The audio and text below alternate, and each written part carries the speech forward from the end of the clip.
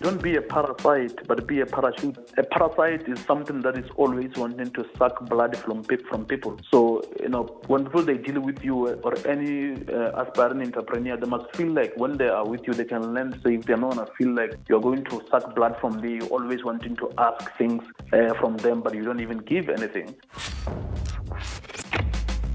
You are listening to On The Grind podcast. Here we talk to different business owners about their success. Our goal is to expose you to something new that you can learn and apply to grow in your business today.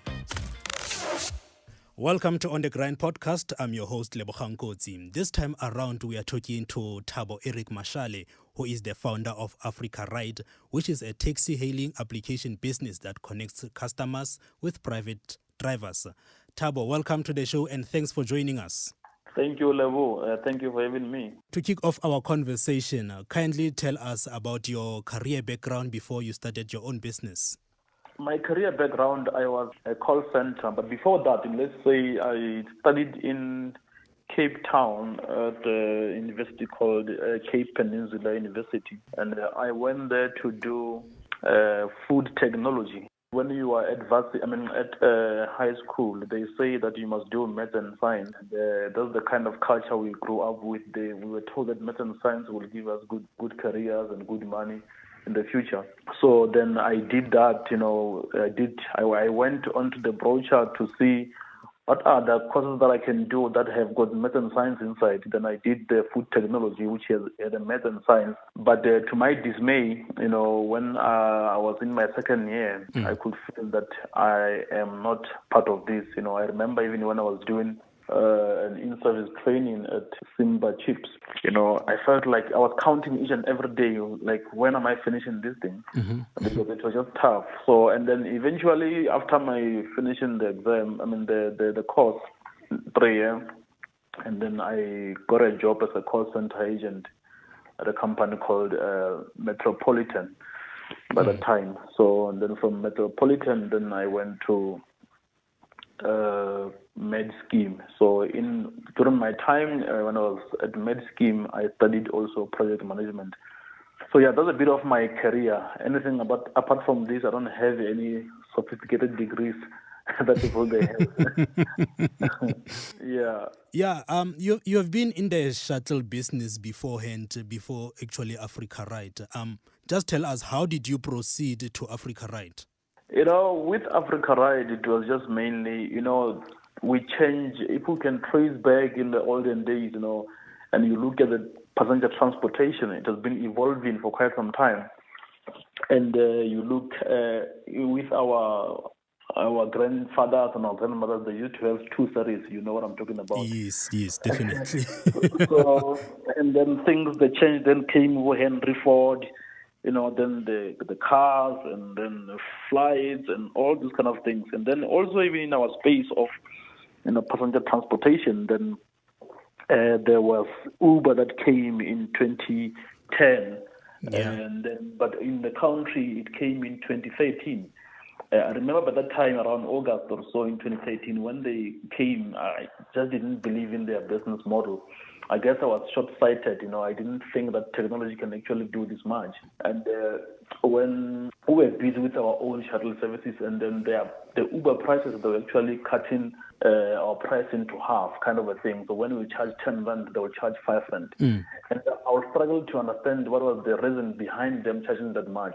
And I will say, no, this thing, it won't work in this country. Because in this country, we are used to shuttle services, we are used to meter taxis, which are a little bit more expensive. But then only to find out that their business model was in the numbers of cars that they have. They've got a number of cars that you can take. You can order a car within 3 minutes, 5 minutes, a minute, which made the difference as opposed to if you were to go order somebody, let's say, from Cape Town Airport to Langa. That particular person, they have to leave from Langa to go and fetch a client at the airport. Whereas if the driver was already there at the airport, it makes life easier. Then we tried to see that, wow, we can actually do something of our own here, since the Uber is actually an American company. So then we looked at their weaknesses And then we started to develop our app, in 2015. In fact, our company was called Turmeric Shuttle then, but then when we tried to develop an app, we realized that we couldn't just call the app Turmeric Shuttles. We wanted something that can resonate with African people. Yes. And that's when we came with the name Africa Ride. As a result, we have been busy pushing that. So, in actual fact, Africa Ride is a direct competition of Uber and Taxify. Yes, I would say yes and no. Yes, in the sense that we do have passengers, the individual passengers who will use our app. And then in that case, then yes, we are competing with them because we are all vying for the same pie. But if you were to ask me what is our main business, yes, I will say our main business is in the corporates.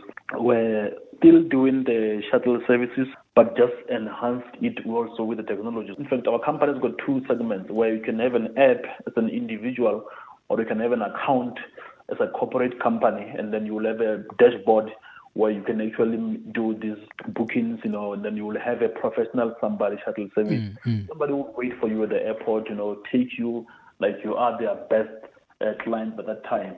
Whereas with those Taxify and Uber, what they are looking into the individual. Yes, they do trying to get into the corporate, but they're not offering that kind of the corporate needs where you will have a driver who's wearing uniform. You will have a driver who knows what they are doing when they are at the airport. So that's a bit of a difference with us and them. Okay, well understood. So tell us, what were some of the challenges that you came across when you were starting your business, and how did you overcome them? Yeah, well, the challenges were just to have, to be, all one person that is doing everything. They say you must work on your business as opposed to work in the business. So by that time, when I was starting my company, I was working in the business. I was a driver, I was an accountant, I was a bookkeeper. I was all things to my business, and then I could not actually see the bigger picture of the business except to just what I was doing, because I was just doing everything. So that was a difficult thing, and I will try to get drivers, to assist me. But when you get drivers, then to come and drive for you, they are not as passionate as you, and also taking care of your cars as you would love them to be. So that was just and also I think the biggest one was also the market share, to really break through the ceiling of what people they've been doing, and to say, now I'm actually in the same space of the transport, and they'll ask you how different are you, and then by that time, I would really struggle to find the differentiator, because I just wanted to be in the business and not in the work in the corporate. So, but eventually, with time, reading and really being mature in the business, then now we start to see how can we differentiate ourselves and from the rest. But yeah, those were the little bit of challenges that I had in the beginning when I was starting. This is On The Grind podcast. You are one of the people who were mentored by JT Fox. How was that experience for you? Well, I think it was a good exposure. I met JT Fox in 2013. In fact, by that time when I met him, I was just starting to drive him. I was driving him around, and then during our driving, then you will have some nuggets where we just share a few things. Yeah. But his organization, through some other coaches he's got in his organization, they were assisting me in trying to, I think I would say the best thing I got was how to brand, and how to market yourself, how to set yourself apart from the rest. During that time, really, and I could get work from them as well. And I should say that, we managed even to get some top people, we managed to hang out with Robert Kiyosaki and Randy Zuckerberg, who's Mark Zuckerberg's sister. Yeah. That we actually driven them, in our company, through that association of JT Fox. So I would say the experience was good. Yeah. It was a good exposure, because I think a lot of things that I learned about, the branding and marketing, I didn't know about them until I met those guys. And what would you say is the importance of mentorship in business? The importance of mentorship is quite great, and I've heard a lot of guys saying this. I would like to say it differently. That say, the mentorship begins with you as a person, okay, not necessarily you going out to and find mentors. Because if you can have the best mentors out there, and if you don't know how to position yourself or how to actually execute, you'll never go anywhere. So I always say that the best mentor is you, because you are the one that is going to be able to execute the things. People can tell you, mentors, they don't do work for you. They just share the experience on what they have learned and what you could do better, and then what you could do better, and then you then go and able to implement. So if you can say you are the best mentor, then those that you will go to, then they will just like show you the ropes and say, hey, don't go there, do this, and then you go and implement. So I would say that mentorship is needed, but I think the biggest mentor must be you, who is going to implement. I gave somebody an example one day. I said, look, you could meet Patrice Motsepe today, and I also meet Patrice Motsepe, but I can guarantee you, after 1 hour meeting each of us separate that we have gotten from Patrice Motsepe, we will come with different results because of how we ask questions. Because you can just go there and say, hey, Motsepe, you've got a nice car, nice house, hey, your Mercedes-Benz is nice, and my Wilson House is doing well out there, but just fail to actually ask the right questions, whereas I can go there and say, hey, Motsepe, I've got this deal that is, going to change the world, about this app that, if we can take it to Kasi, we can actually have, a transportation system that can be able to help people. So then now, when we come out of that particular conversation with Motsepe, all of us, we could say, yeah, we hang out with Motsepe, we can take peace on Facebook and Instagram and say, hey, Motsepe was mentoring me.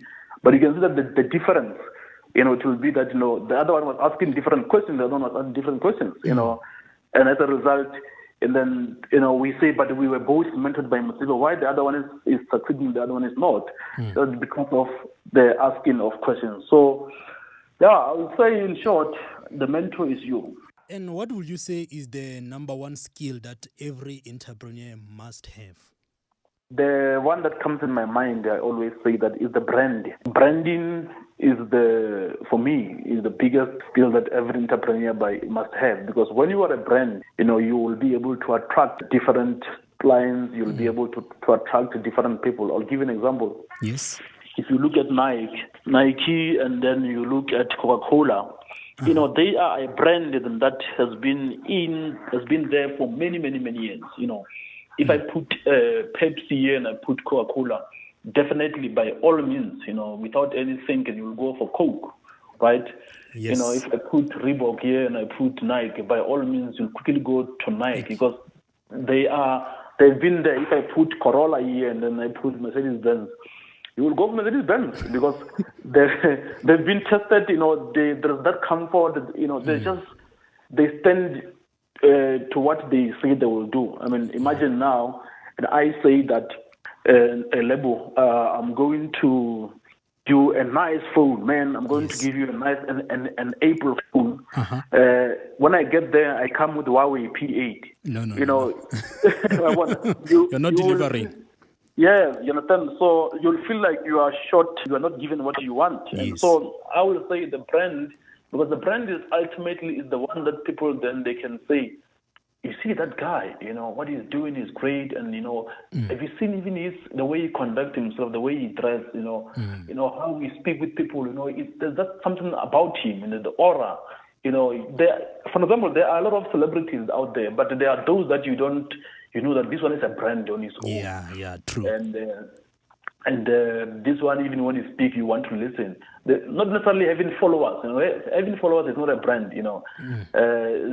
So I would say the brand, my brother, is the thing that one should work on. A lot of times I see them on Facebook. Where they tarnish their brand. Because these days, when people they want to employ, they want to do business with you, they will go on Facebook, they will go on social media and check what have you been posting, what have you been doing. True. And if you have just been posting about eating pap or at the beach, say, hey, look how I'm eating. Doesn't care. People don't care. They want to see what do you represent. So I think the branding is important. What advice will you give to those who already started their businesses or those who also want to get into business? I always want to advise people, the one thing that I can just leave those who will listen to your station. Yeah. I will say, people, don't be a parasite, but be a parachute. A parasite is something that is always wanting to suck blood from people, and a parachute is something that can be able to make you land safe, if you are to land. So, when people, they deal with you or any aspiring entrepreneur, they must feel like when they are with you, they can land safe. They're not going to feel like you're going to suck blood from them. You're always wanting to ask things from them, but you don't even give anything. So when you deal with people, be in the place where you can give a value, and then you will hear people, they will listen to you. Definitely. And in conclusion, tell us, how does one get in touch with Africa Ride? With Africa Ride, we can say you can actually download the app on App Store or Play Store, which is Africa Ride, or you can go on our website, www.africaride.co.za, and you will find us there, and then download the app, use us, and don't use Uber or Taxify.